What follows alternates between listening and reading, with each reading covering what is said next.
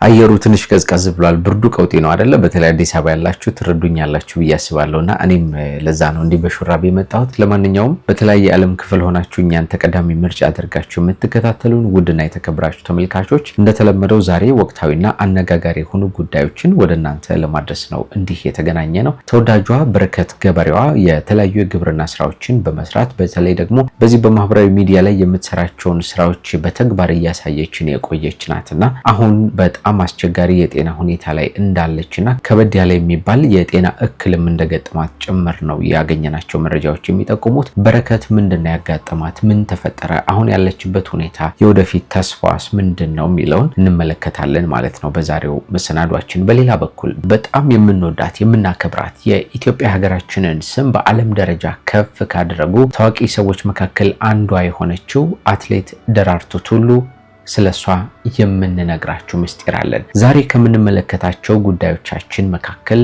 ሞዴል ሀሴት ደረጀንም የሚመለከት መረጃ አለን። ሞዴሏ ልዩ ሰርፕራይዝ ገጥሟታል። ምን ይሆን?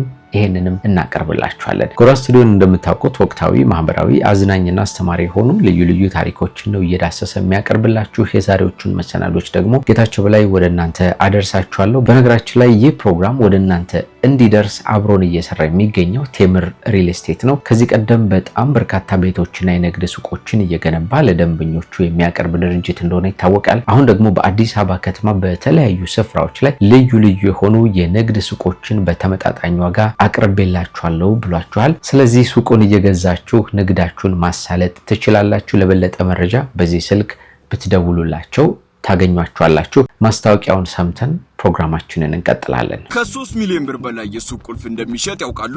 አዎ፣ እኛ ጋር ሲመጡ ግን በ900 ሺህ ብር የሱቅ ባለቤት መሆን ይችላሉ። በታሪካዊቷና የንግድ ቀጠና በሆነችው በመሃል ፒያሳ አድዋ ሙዚየም ፊት ለፊት እንዲሁም በተዋበችውና በደመቀችው በቡልጋሪያ አፍሪካ ህብረት ጎን ቢነግዱባቸው እጅግ አትራፊ፣ ቢያከራዩአቸው ደግሞ እስከ 150 ሺህ ብር ድረስ ማከራየት የሚችሏቸው የንግድ ሱቆችን ቴምር ሪል ስቴት ለሽያጭ አቅርበንልዎታል። ከግራውንድ እስከ 5ኛ ፍሎር በፈለጉት የካሬ አማራጭ ከ20 ካሬ እስከ 93 ካሬ ድረስ ያለን ሲሆን ምቹ አከፋፈል አዘጋጅተን እንጠብቆታለን። ለበለጠ መረጃ በ0990 04 6592 ይደውሉ። ቴምር ፕሮፐርቲስ፣ የህልሙ ማረፊያ።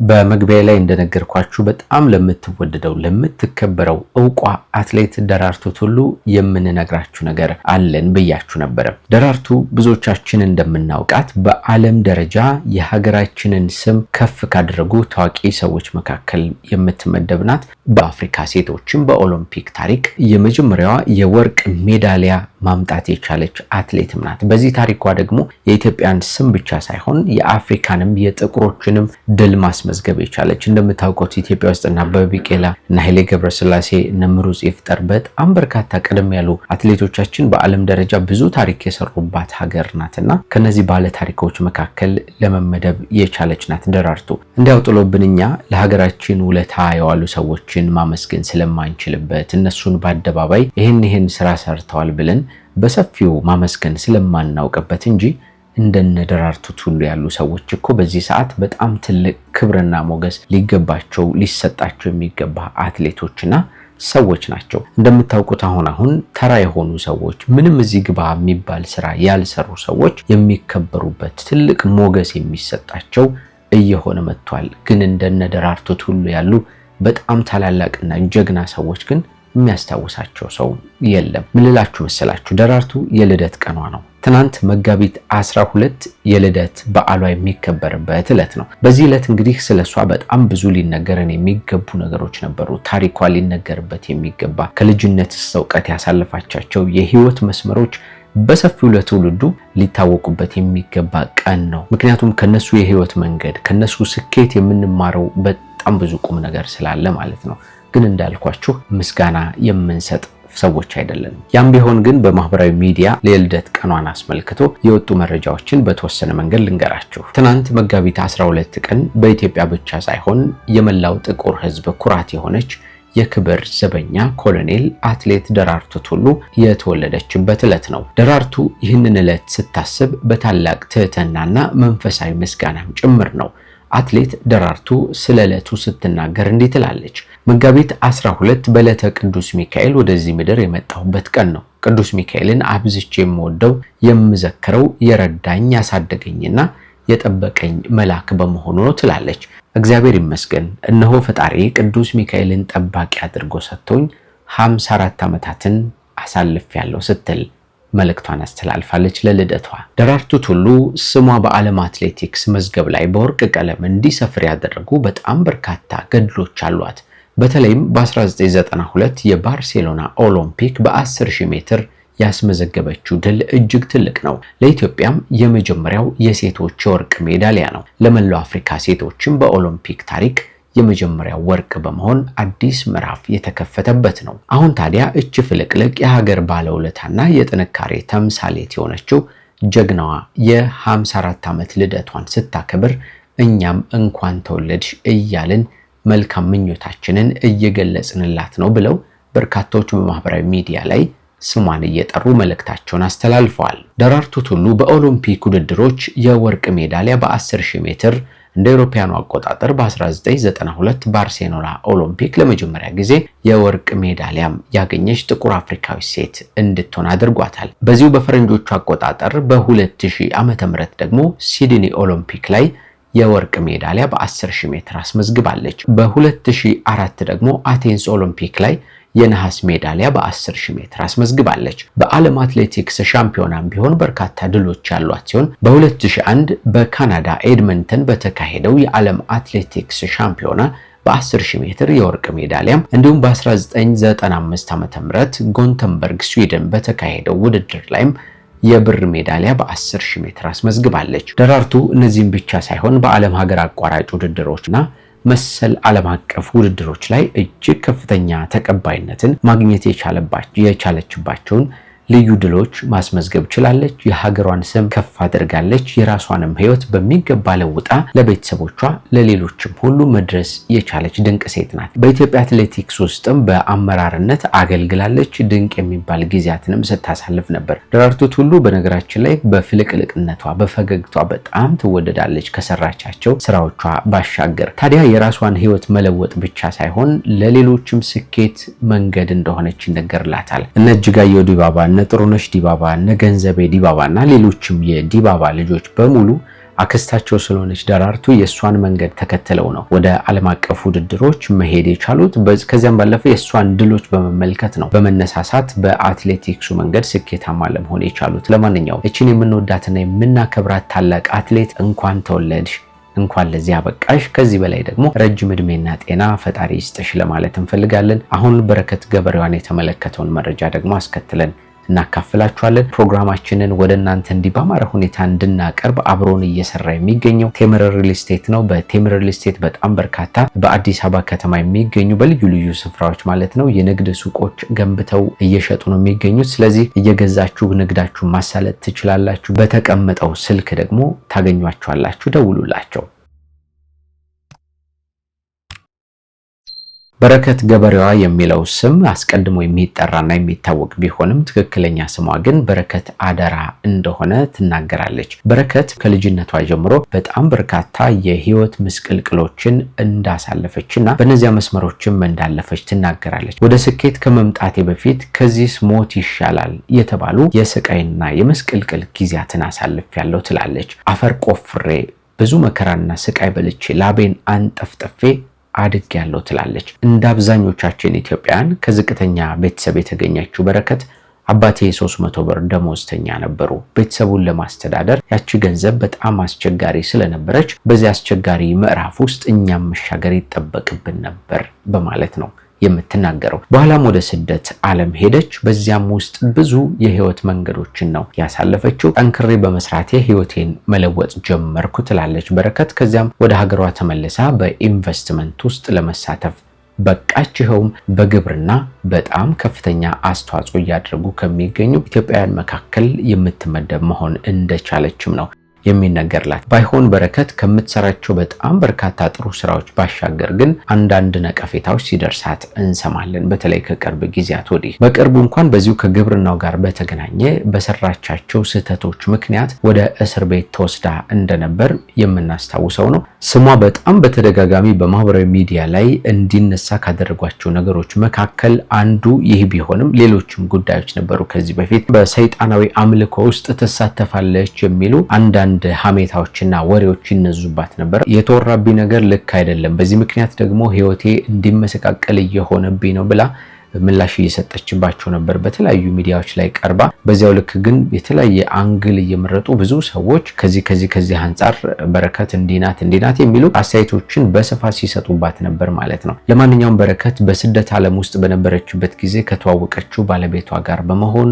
አሁን ባለቤቷን ይዛ መታ እዚህ ሀገር ቤት በተለያዩ የኢንቨስትመንት ስራዎች ላይ ነው እየተሳተፈች የምትገኘው። ባለቤቷም ቢሆን በዚህ ኢንቨስትመንት ስራ ውስጥ አብሯት እያገዛት እየሰራት እንደሚገኝ ነው የሚታወቀውና በቅርቡ ግን እስር ቤት ገብታ ከወጣች በኋላ ብዙ ሰዎች እንኳን በሰላም ወጣሽ የሚል የደስታ መልእክቶችን ቢልኩላትም እሷ ግን በማህበራዊ ሚዲያ ላይ ጸጥ ረጭ ብላ ጠፍታ ነበር የሰነበተችው። ምንድነው የሆነችው? ምንድነው ያጋጠማት? የሚሉ ጥያቄዎች በስፋት ሲዘዋወሩ ነበር። አሁን የገጠማት ነገር ታውቋል። በረከት ከባድ የሆነ ህመም እንደገጠማት ነው ያገኘኋቸው መረጃዎች የሚጠቁሙት። በትናንትናው ዕለት መጋቢት 12 ቀን 2018 ዓ.ም አንድ መረጃ ወጥቶ ተመልክተናል። ለብዙዎቻችን የጥንካሬ ተምሳሌትና የሥራ ወዳድነት ምሳሌ የሆነችው በረከት ገበሬዋ በአሁኑ ወቅት በጽኑ ታማ በሕክምና ላይ እንደምትገኝ ታውቋል በማለት ጉርሻ ገጽ አጋርቶን ነበር። ወደ ስራዋ ለምን አልተመለሰችም በሚል ከደጋፊዎቿ ለቀረቡላት ተደጋጋሚ ጥያቄዎች ምላሽ የሚሆን መረጃ ከቅርብ ምንጮች ለማግኘት ችለናል ብሏል ጉርሻም። በረከት ገበሬዋ በእስር ላይ በነበረችበት ወቅት በገጠማት የጤና መታወክ ምክንያት በፖሊስ ሆስፒታል ገብታ የነበረ ቢሆንም በወቅቱ ግን በቂ የሕክምና እርዳታ ባለማግኘቷ በጤናዋ ላይ ከፍተኛ ጉዳት ደርሶባታል ሲል ነው ይኸው መረጃም ጨምሮ የሚገልጸው። ምንጮችን በመጥቀስ የሚቀጥለው መረጃው የበረከት ህመም ከደም መርጋት ጋር የተያያዘ ሲሆን ለህይወቷም አስጊ ነው ተብሏል ይላል። ሰዎችን በተለያየ ምልከታ በተለያየ እይታ ልናያቸው እንችላለን። በሚያቀርቧቸው በሚሰሯቸው ስራዎች ልንወዳቸውም ላንወዳቸውም እንችላለን። እንዲህ አይነት ከባድ ነገር ሲገጥማቸው ግን ወደድናቸውም ጠላናቸውም ለነሱ ማሰብ፣ መጸለይ፣ በጎ ነገር ይግጠማቸው፣ ፈጣሪ ይማራቸው ብሎ ግን ማሰብ በጣም አስፈላጊ ነገር ነውና በረከትን እንግዲህ በተለያየ መንገድ የሚመለከቷት ሰዎች በሙሉ አሁን ላይ ግን መታመሟን ሲሰሙ እንዴ ብለው እየደነገጡ ነው የሚገኘው። እውነት ለመናገር ከበድ ያለ ህመም ነው ስለተባለም ነገርየው አስደንጋጭ ነውና ለማንም ለሚወዳትም ለሚጠላትም ሰው ነገሩ ትንሽ አሳሳቢ ነው። አሁን ታዲያ ካለፈው ቅዳሜ ጀምሮ ጤንነቷ በእጅጉ አሳሳቢ ደረጃ ላይ በመድረሱ በአሁኑ ሰዓትም በጦር ኃይሎች ሪፈራል ሆስፒታል ተኝታ በልዩ ባለሙያዎች ጥብቅ ክትትል እየተደረገላት ይገኛል ብሏል መረጃው። የጤና ባለሙያዎች የሚያደርጉት ጥረት ተሳክቶ በቅርቡ ሙሉ ጤንነቷ ተመልሶ ከሆስፒታል አልጋ ላይ እንድትነሳ ልባዊ ምኞታቸውን በርካቶች እያስቀመጡ ነው። በረከት ገበሬዋ ለብዙ ኢትዮጵያውያን ሴቶች የሥራ ክብርን ያስተማረች የቁም ነገር ተምሳሌትም ናት በማለት መረጃው ይጨምራል። የተሰማው ነገር ትንሽ የሚያስደነግጥ ነገር ቢኖረውም ነገር ግን ደግሞ ፈጣሪ አግዟት ምህረቱን ሰጥቷት ደግሞ ወደ ሙሉ ጤንነቷ ተመልሳ በስራዋ ላይ ዳግም እንደምናያት ተስፋ እናደርጋለን። ጸሎታችንንም እናሰማላታለን ወደ ፈጣሪ ማለት ነው። ስለዚህ ሁላችሁም ኢትዮጵያውያን ጸሎታችሁን አድርሱላት ተብሏል። በዚሁ በማህበራዊ ሚዲያ ላይ ጥሪ ቀርቧል ማለት ነው።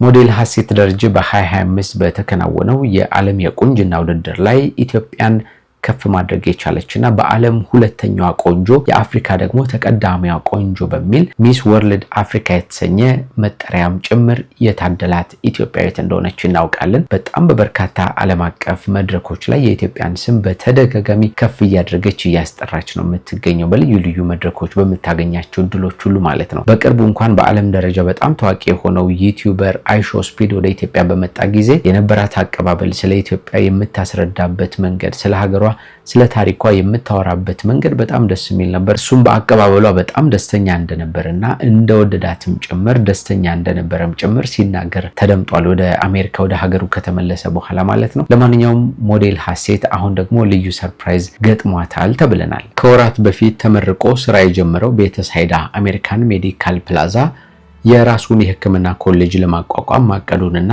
ዝግጅት እያደረገ መሆኑን በዛሬው ዕለት በጋዜጣዊ መግለጫ አስታውቋል። ታዲያ በዚሁ መግለጫው ላይ ዕውቋ ሞዴል ሀሴት ደረጀ ደግሞ የተቋሙ የመጀመሪያዋ የብራንድ አምባሳደር መሆን የቻለችና ፊርማዋንም ማስቀመጥ ችላለች ማለት ነው። ሞዴል ሀሴት በቀጣይ ከተቋሙ ጋር በመሆንም በሴቶችና ህፃናት ጤና በተለይም ደግሞ በጡትና በማህፀን በር ካንሰር ግንዛቤ ማስጨበጫ ዙሪያ በትኩረት እንደምትሰራም ነው የገለጸችው።